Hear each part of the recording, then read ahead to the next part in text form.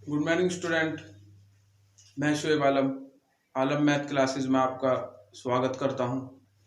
तो स्टूडेंट, काफ़ी स्टूडेंट की डिमांड आ रही थी कि सर सीबीएसई का जो है हिंदी मीडियम का कोर्स भी स्टार्ट करो। तो इसी के लिए मैंने जो है सीबीएसई क्लास 10th का हिंदी मीडियम का कोर्स का भी स्टार्टिंग शुरू कर रहे हैं हम आज से। तो इसका मैंने सिलेबस लिखा हुआ है। बच्चे बोल रहे थे सर हमारे पास किताब बुक नहीं है, हमें सिलेबस नहीं पता, हमें सिलेबस बताओ, क्या सिलेबस है, क्या हमको पढ़ना है। तो ये इसका मैंने आप लोगों के सामने सिलेबस लिखा हुआ है, आप इसको लिख सकते हैं, कॉपी कर सकते हैं।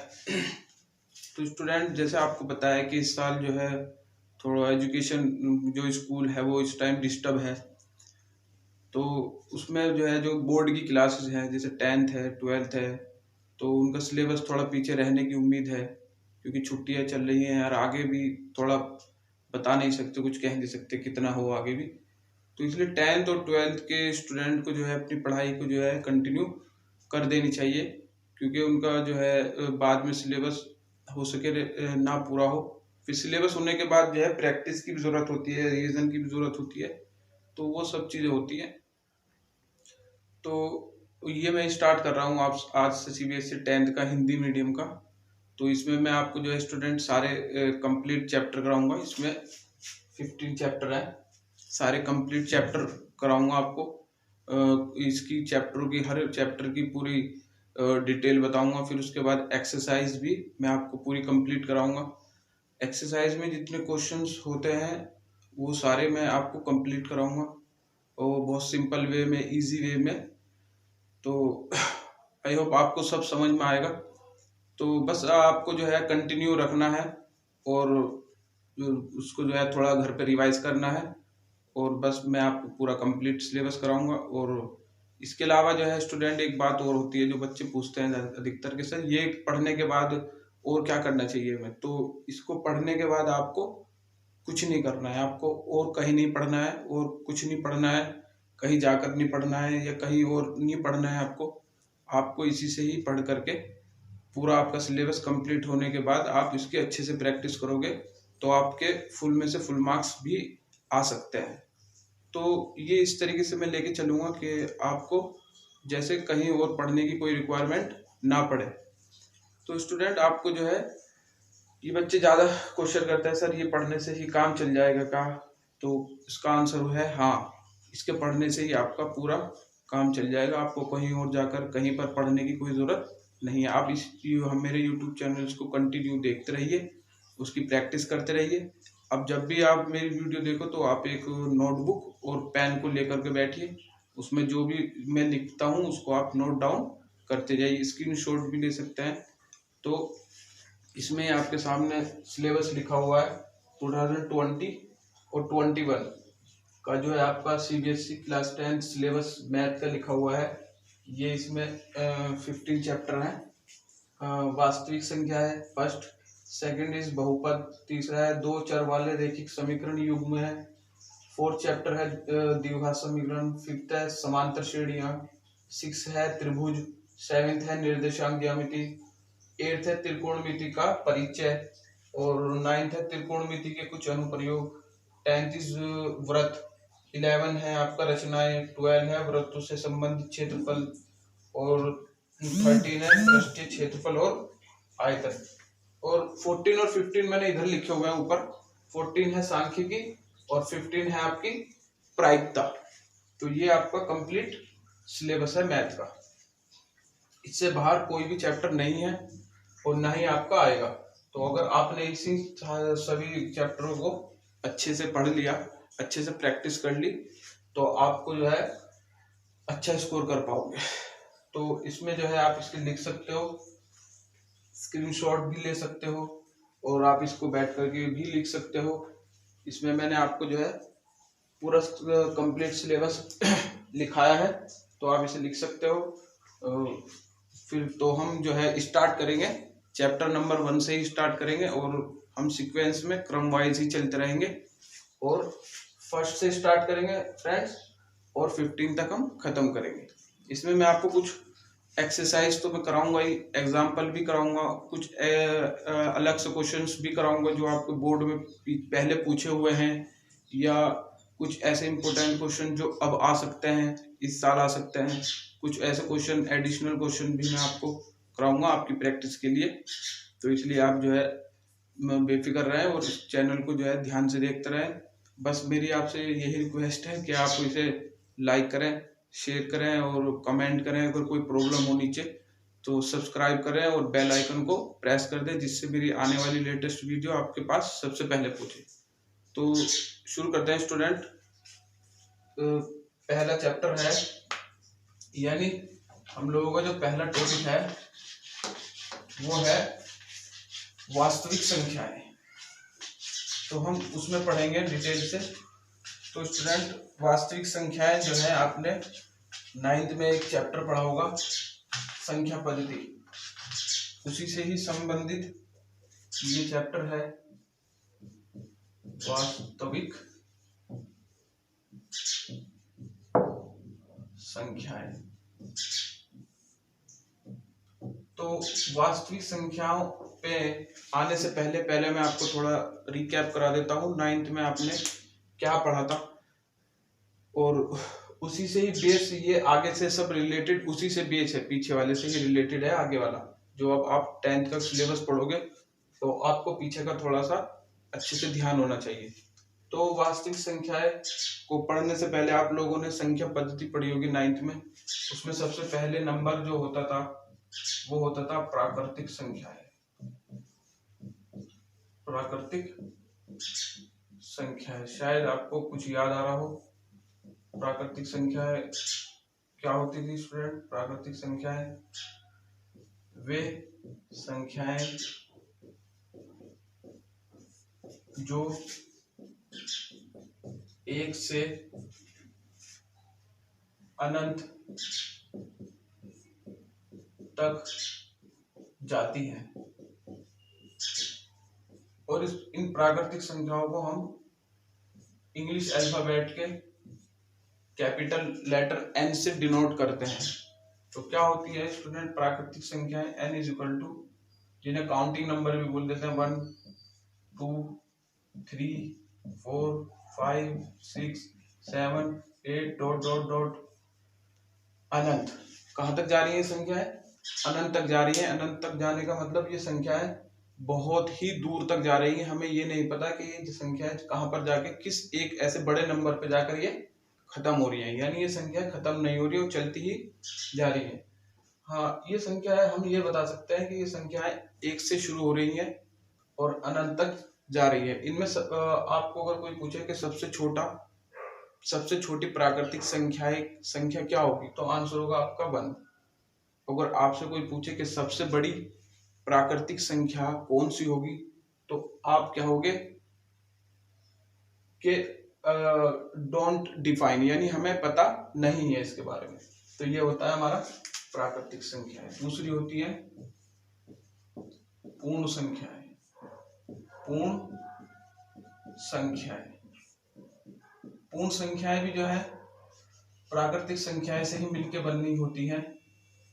इसको हम इंग्लिश अल्फाबेट के कैपिटल W से डिनोट करते हैं पूर्ण संख्याओं को। तो यहाँ पे लिख सकता है ये संख्याएं, ये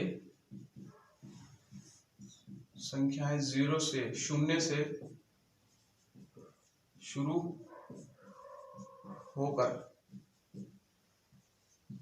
अनंत तक जाती है, अनंत तक जाती है। यानी अगर हम प्राकृतिक संख्याओं में 1 से शुरू ना करके 0 से शुरू कर दें, तो यही संख्याएं क्या बन जाती हैं? पूर्ण संख्याएं।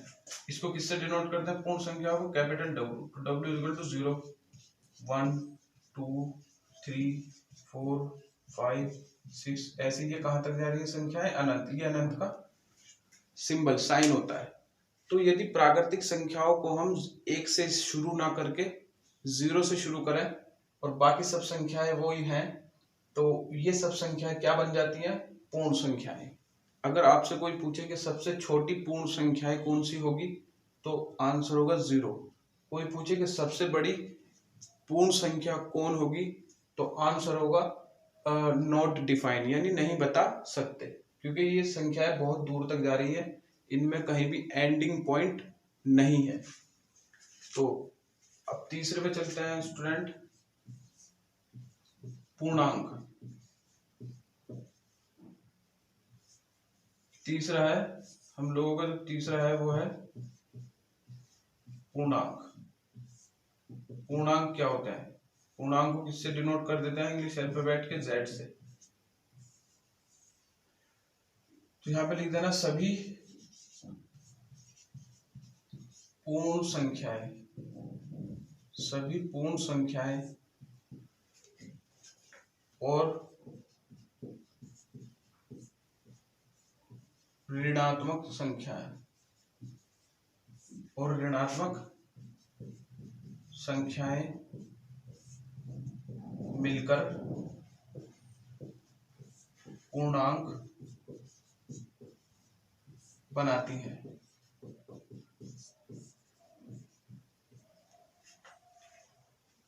इसको बहुत सी जगह कैपिटल I से भी लिख देते हैं पूर्णांक को। तो क्या है स्टूडेंट? पूर्णांक सभी पूर्ण संख्याएं, सारी पूर्ण संख्याएं, ये वाली संख्याएं और ऋणात्मक संख्याएं, और ऋणात्मक संख्या, और इन्हीं का ही ऋणात्मक संख्या है, यही संख्या है, और इन संख्याओं का ही ऋणात्मक संख्याओं को अगर हम आपस में मिला दें, जोड़ दें, तो कौन सी संख्या बन जाती है? पूर्णांक। कैसे? जैसे हमारे पास ये संख्या जैसे हमारे पास ये संख्या लाइन है, तो यहाँ बीच में होता है 0, यहाँ होता है 1, यहाँ होता है 2, 3, यहाँ होता है 4, यहाँ होता है 5, और ये ऐसी ये संख्याएं आगे तक जाती रहे हैं, कहाँ तक? अनंत तक। और 0 से इधर संख्या पॉजिटिव प्लस की होती है, और 0 से इधर संख्या कैसी होती है? ऋणात्मक होती है। ये ऐसे, ये संख्याएं भी इधर ऐसे घटती जा रही है। तो 0 से जो इधर की संख्याएं हैं इन्हें बोलते हैं धनात्मक संख्याएं, धनात्मक संख्याएं प्लस वाली। और जो 0 से इधर होती है उन्हें बोलते हैं हम ऋणात्मक संख्याएं, ऋणात्मक संख्या। अब बात आती है 0। शून्य ना तो धनात्मक और ना ही ऋणात्मक होती है।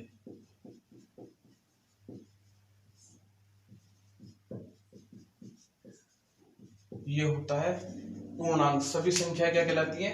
पूर्णांक, जिसमें 0 भी होता है और 1 से लेके अनंत तक की संख्या है, और इधर 0 भी होता है और इधर संख्या है माइनस की होती है। तो ये ध्यान रखो, देखो 0 से जो इधर की संख्या है प्लस वाली जो है धनात्मक संख्या है, ये इधर बढ़ती जाती है, ये इधर बढ़ती जाती है, और इधर वाली संख्या क्या होती है? ये संख्या इधर की घटती जाती है। माइनस में संख्या हमेशा घटती जाती है इधर को, और इधर को बड़ी बढ़ती जाती है। तो यहाँ पर संख्या घटती जाती है, यानी -1 और -5 में -1 बढ़ा है, क्योंकि ये संख्याएं घट रही हैं और ये संख्याएं बढ़ती है। 4 और 5 में 5 बड़ा है, 4 छोटा है, और यहाँ पर आओ -4 और -5 में यहाँ उल्टा हो जाता है, -4 बड़ा है और -5 छोटा है, क्योंकि ये संख्याएं घटती जाती है, ऋणात्मक। तो ये सब संख्या क्या कहलाती है? पूर्णांक, जिसमें 0 भी होता है, प्लस की संख्या है, और ये संख्या है माइनस की। तो ये सब संख्या क्या मिलकर बन जाती है? पूर्णांक, जिनमें सभी पूर्णांक होते हैं और ऋणात्मक संख्या है। पूर्णांक देखो ये सभी नंबर कैसे हैं? 0 से इधर के लेके सब संख्या कैसे है? पूर्ण संख्या है। सभी कैसी संख्या है? पूर्ण संख्याएं हैं। और ये इधर की जो संख्या है, ये वाली -1 से लेकर जो इधर की संख्या है वो कैसी है? ऋणात्मक संख्या है। ये कैसी संख्या है? ऋणात्मक संख्याएं। तो ये मैंने बोला ना, पूर्ण संख्याएं और ऋणात्मक संख्याएं मिलकर जो संख्याएं बनाती हैं वो क्या बनाती है? पूर्णांक। तो पूर्णांक को हम ऐसे भी लिख सकते हैं z बराबर 0 प्लस माइनस 1, देखो 1 प्लस का यहाँ से आया और माइनस का यहाँ से आया, प्लस माइनस 2, प्लस का 2 यहाँ से आया और माइनस का 2 यहाँ से आया, प्लस माइनस 3, 3 यहाँ से आया, प्लस का माइनस का यहाँ से आया, plus minus 4, plus minus 5, plus minus 6, और ये भी कहाँ तक जा रहे हैं, अनंत तक, यानी बहुत दूर तक जा रही है ये संख्या, तो इन्हें बोलते हैं पूर्णांक। आप लोगों से कोई पूछे कि धनात्मक पूर्णांक बताओ, तो धनात्मक पूर्णांक होंगे ये इधर वाले। आप लोगों से कोई पूछे ऋणात्मक पूर्णांक बताओ, तो ऋणात्मक पूर्णांक होंगे 0 से इधर वाले। 0 ना तो धनात्मक होता है और ना ही ऋणात्मक पूर्णांक होता है, तो 0 को तो हम छोड़ देंगे। तो धनात्मक पूर्णांक ये होता है और ऋणात्मक पूर्णांक ये होते हैं। धनात्मक संख्या है या धनात्मक पूर्णांक भी इन्हें लिख सकते हैं, धनात्मक संख्या या धनात्मक पूर्णांक। और इधर भी ऋणात्मक संख्या है या ऋणात्मक पूर्णांक भी लिख सकते हैं। तो 3 चीजें बताई, प्राकृतिक संख्या है जो 1 2 3 से लेकर बहुत दूर तक जा रही है, पूर्ण संख्या है जो प्राकृतिक संख्याओं को 1 से शुरू ना करके 0 से कर दे तो ये पूर्ण संख्या बन जाती है, और पूर्णांक पूर्ण संख्याओं को मिला करके और माइनस की संख्याओं को मिला करके जो नंबर बन जाते हैं वो क्या बन जाता है, पूर्णांक। देखो ये पूर्ण संख्याएं हैं, 0 भी है इसमें, और ये इधर माइनस की संख्याएं हैं, ये सब इधर की माइनस की संख्या है, तो ये सब संख्या क्या कहलाती है, पूर्णांक। क्या कहलाती है, पूर्णांक। तो पूर्णांक में धनात्मक संख्याएं भी होती हैं और ऋणात्मक संख्याएं भी होती हैं। तो इसमें नेक्स्ट है, अगला है इसमें सम संख्याएं। सम संख्याएं आप लोगों ने बहुत पढ़ी होंगी। सम संख्याएं वे संख्याएं जो वह संख्याएं जो 2 से विभाजित हो जाती है, सम संख्याएं कहलाती है। यानी सम संख्याएं वे संख्याएं होती हैं जो 2 से पूर्णतः विभाजित हो जाती है, या सम संख्याएं वे संख्याएं होती हैं जो 2 का टेबल होता है। जैसे सम संख्याओं को अगर मैं लिखूं तो 2, 2, 4, 6, 8, 10, 12, 14, 16, 18, 20, ऐसी ये संख्याएं भी कहां तक जा रही है, अनंत तक। तो सम संख्याएं भी वे संख्याएं होती हैं जो 2 से पूर्णतः विभाजित हो जाती है। 2 से पूर्णतः विभाजित का मतलब है 2 से भाग करने के बाद शेषफल 0 आ जाए। जैसे इसमें से कोई भी एक संख्या ले लेते हैं, सपोज करो कोई सी भी, हमने 2 से 12 को भाग करा, विभाजित करा, तो 2 छिक 12, कितना आया शेषफल 0। तो 2 ने 12 को पूर्णतः विभाजित कर दिया, शेषफल 0 आ गया। तो वे संख्याएं सम संख्या कहलाती हैं जिनमें जिन संख्याओं को 2 से भाग देने के बाद शेषफल 0 आ जाए, या ऐसी भी डेफिनेशन लिख सकते हो आप, या वे संख्याएं सम संख्या कहलाती हैं जो 2 का पहाड़ा होता है, वे सब संख्याएं सम संख्याएं कहलाती हैं। और नेक्स्ट है स्टूडेंट विषम संख्याएं। विषम संख्याएं, विषम संख्याएं कौन होती, विषम संख्याएं वह संख्याएं जो 2 से पूर्णतया विभाजित नहीं होती।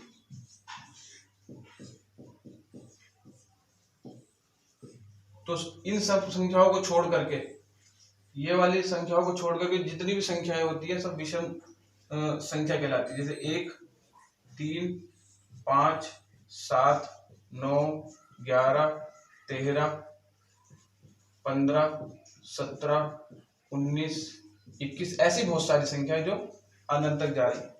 तो यानी वे संख्याएं विषम संख्याएं कहलाती है जिन संख्याओं को 2 पूर्णतः विभाजित नहीं कर सकता, यानी दो उन संख्याओं को पूर्णतः विभाजित नहीं करता। या दूसरी लैंग्वेज में हम ये कह सकते हैं कि वे संख्याएं विषम संख्याएं कहलाती हैं जिन्हें 2 से भाग करने पर शेषफल 1 आए। शेषफल कितना है? 1। आप लोग कोई सी भी संख्या ले सकते हो जो अपनी मर्जी है। 70 ले ली सपोज करो, इसको 2 से डिवाइड करो, 2 अट्ठे 16, इसको इससे माइनस करो तो कितना आएगा? शेषफल 1। यदि 2 से भाग करने के बाद संख्या को 0 आ रहा है तो वो सम संख्या कहलाएगी। यदि 2 से भाग करने के बाद किसी संख्या को 2 से भाग करने के बाद शेषफल 1 आ रहा है, ओनली 1 आ रहा है, तो वो संख्या क्या कहलाती है? विषम संख्या है। वो कौन सी कहलाती है? विषम संख्या है। तो आज के लिए इतना ही स्टूडेंट, और बाकी कल डिस्कस करेंगे हम। और आपको चैनल अच्छा लगा हो तो लाइक करें, कमेंट करें, शेयर करें, सब्सक्राइब करें, अपने फ्रेंडों में इसे शेयर करें। जो आपके फ्रेंड है, स्कूल के फ्रेंड है या आपके रिलेशन में या पड़ोस में हो, उन्हें शेयर करें ज़्यादा से ज़्यादा। Thank you.